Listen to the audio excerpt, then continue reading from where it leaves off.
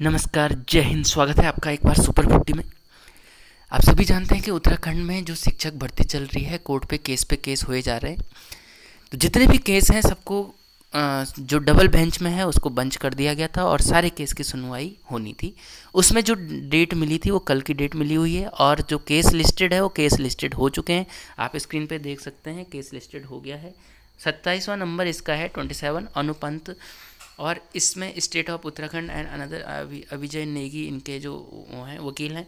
उसके बाद आप दूसरे नंबर का केस दे सकते हैं शशि यादव, तो इसके बाद ब्रिज का है और उसके बाद एनआईएस का केस है, और फोर्थ नंबर का जितेंद्र कुमार एंड अदर का भी है। साथ में मैं आपको एक चीज़ बता दूं कि इनके बारे में हम डिटेल से बात करते हैं कि किस में क्या केस है।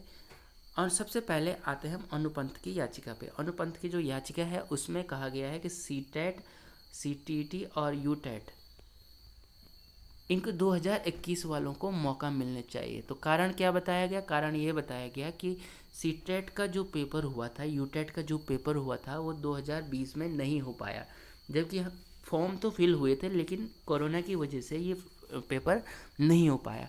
तो पेपर जब सीटेट का 2021 में हुआ तो हमें मौका नहीं मिला पेपर देने का, सीटेट देने का, और हमारा 21 में कंप्लीट हो गया। भर्ती अभी हुई नहीं है, भर्ती चल रही है, तो हमें इसमें मौका मिलना चाहिए।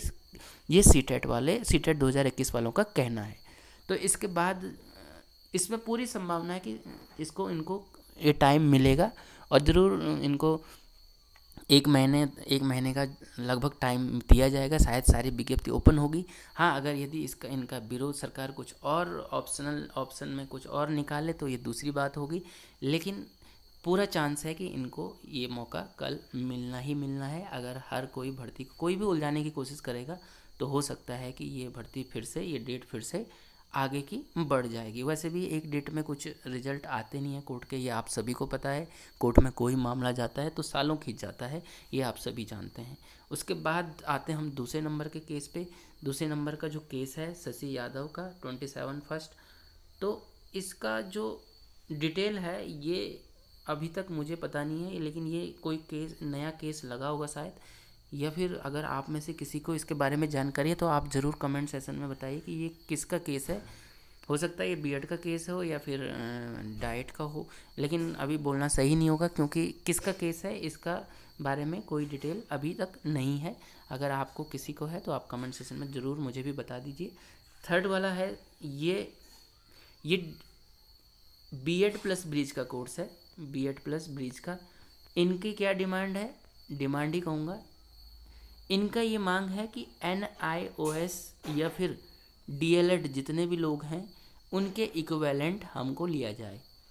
तो क्यों लिया जाए? इनका कहना है कि जो NCTE है वो बीएड प्लस ब्रिज को इक्विवेलेंट मानती है, बीएड प्लस ब्रिज को इक्विवेलेंट मानती है DLED के। तो इस केस में इनको भी वरीयता मिलनी चाहिए और बीएड DLED के इक्विवेलेंट ही इनको भी लिया जाना चाहिए। तो अगर इनका भी विरोध होता है तो फिर ये भी एक दो डेट मांगेंगे, तो इसमें भी दिक्कतें हैं और आप समझ सकते हैं कि फिर आगे केस बढ़ खींचने वाला है।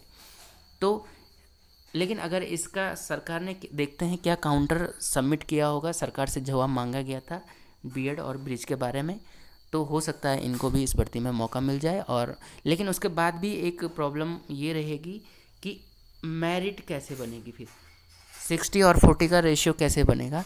तो हो सकता है कि इनका जो रेशियो है उसमें गुणांक में जो प्रॉब्लम होगी वो थोड़ा सा इश्यू वाला है। वो देखने वाली बात है कि विभाग किस तरीके से, अगर इक्विवेलेंट किया जाता है, अगर इक्वल किया जाता है तो कैसे इसको मेरिट को एक दूसरे के इक्वल किया जाएगा। क्योंकि जो बीएड और ब्रिज है उनका टोटल मेरिट लगा है 10th से लेकर ग्रेजुएशन तक का, और जो DLED है उसका केवल DLED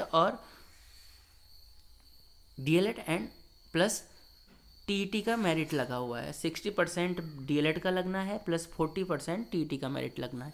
तो ये आप सभी जानते हैं, इसमें मैं आपको कुछ ज़्यादा डिटेल से इसके बारे में बताऊंगा नहीं। उसके बाद आपको ये NIOS है, NIOS का केस है। NIOS की क्या डिमांड है?